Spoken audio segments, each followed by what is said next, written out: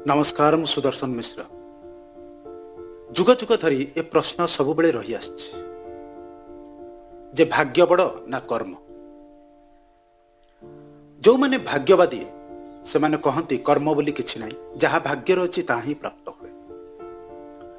जो माने कर्मवादी से माने कहती भाग्य बोली किछि नाही, आम कर्म अनुसार ही हमको फल प्राप्त हुए। प्रकृति रे सत्य कौन? कहीं किछि लोक खराब कर्म करी मध्य भल फल पाउचंती। ए सबु प्रश्नर समाधान आज हम एक सुंदर कहानी माध्यम रे करिबा। आसंतु ए सुंदर कहानी टी प्रथमे सुनिबा।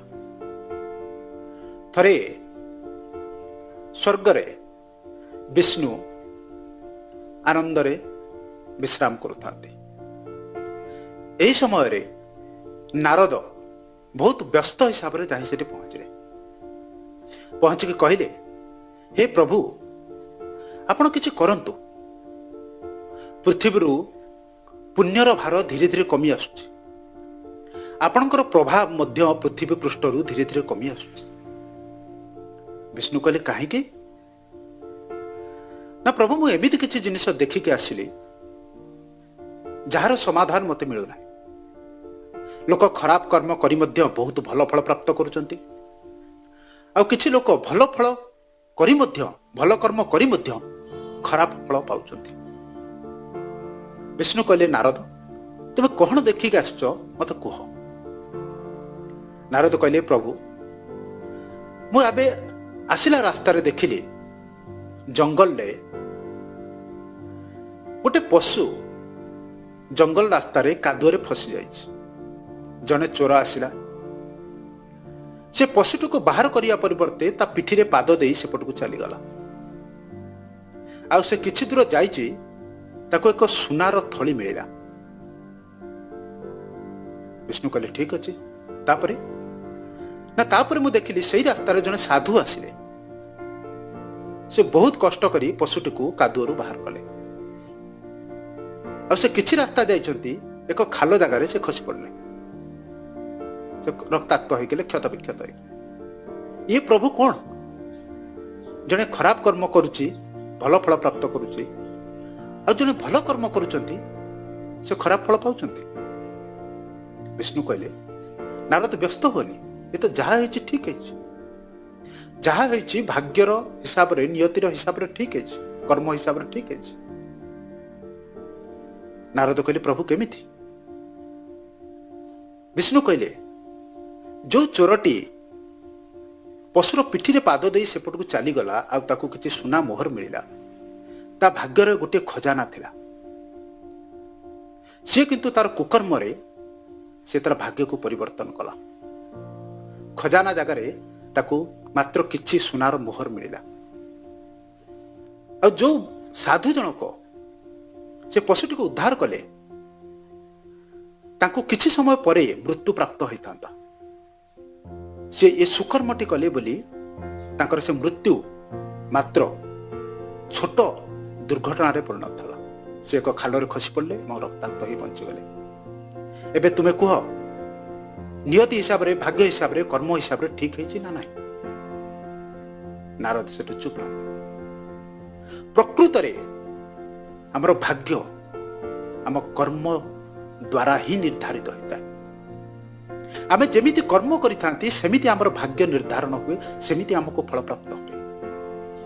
आज आपण जाहाकू देखुचंती से खराब कर्म करी मध्य भल फल पाउचंती, तार अर्थ तांको आहुर किछि मिलिबार थिला। आमे केमिति जानिले से आगुरु की कर्म करि सारचंती, की सुकर्म करि सारचंती? हुए तो आगुरु तांको द्वारा किछि महत् कर्म होई सारछि जहा आमे जानि नाहांती।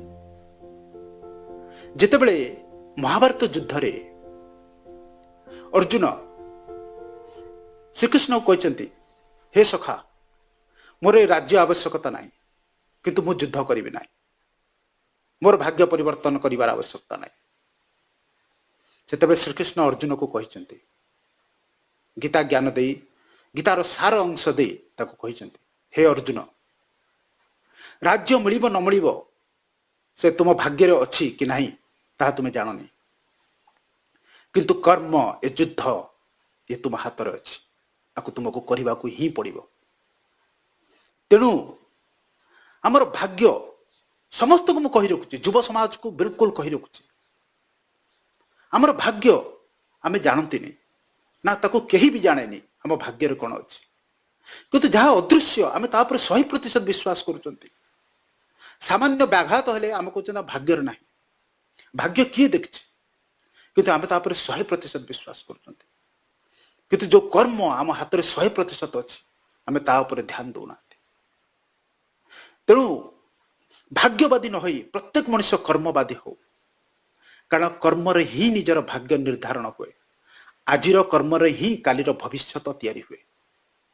तेणु समस्ते भाग्यवादी न होई कर्मवादी होगा उचित। आ कर्म कौन? कर्म केवल शरीर द्वारा होता कार्य कर्म नुह, भाव विचार वाणी क्रिया, आपण भावना रे आपण विचार रे आसुथुबा कौन से एक सुंदर किबा नकारात्मक विचार मध्य एक कर्म। आपण जदि भावना रे कौन से एक सत् भावना रखिछन से मध्य एक सत् फल आपनको प्राप्त करइबो। आपण जदि विचार रे भलो जिनिस रखुचंती से मध्य एक सत् कर्म। आपण जदि वाणी रे मध्य काहाको आघात करुचंती से मध्य एक कुकर्म। जदि आपनको वाणी द्वारा काहाको आपण साहाय्य करुचंती, कार मन प्रफुल्लित करुचंती से मध्य एक सुकर्म। तेणु कर्म केवल हस्त द्वारा होता कर्म कर्म नुह। तेणु समस्ते चेष्टा करंतु भल विचार रखिबा, भल वाणी कहवा, आउ भगवान देइथिबा ए सुंदर हस्तरे सुकर्म ही करबा पई, कारण ए कर्म आजिर कर्म ही कालीर भाग्य निर्धारण करता है। आशा करुची ए सुंदर कहानीटी आपको भल लगी। जदि भल लगी वीडियो टी लाइक करंतु, जदि आहरी सुंदर जिनस जानिया चाहूँगी मो सहित जोड़ी रहतु। आज ये धन्यवाद। ईश्वर आपन जीवन को सुंदर एवं सुखमय करंतु।